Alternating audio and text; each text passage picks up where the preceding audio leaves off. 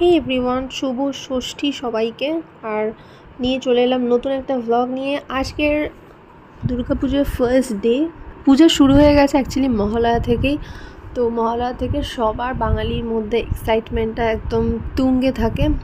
তো আমি মহালয়া থেকে স্টার্ট করিনি, আমি ষষ্ঠী অবধি অ্যাকচুয়ালি জিম গেছি আমরা দুজনেই।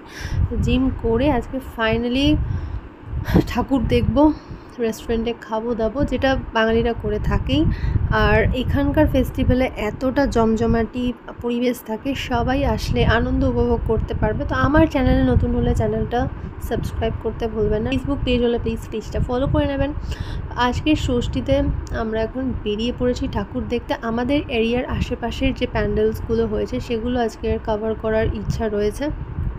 পার্টে পার্টে ভিডিওস আসবে, ষষ্ঠী, সপ্তমী, অষ্টমী, নবমী কোথায় কখন কি ঠাকুর দেখলাম।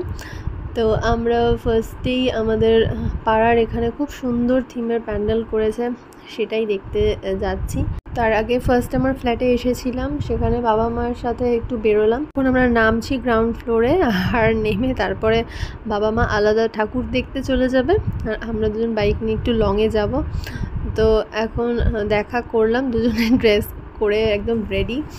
তো দেখা করে আমরা ফার্স্টে আমাদের ফ্ল্যাটের সামনের ফ্ল্যাটেই পূজা হয় খুব সুন্দর করে প্রত্যেক বছর, যখন থেকে ফ্ল্যাটটা বিল্ড হয়েছে।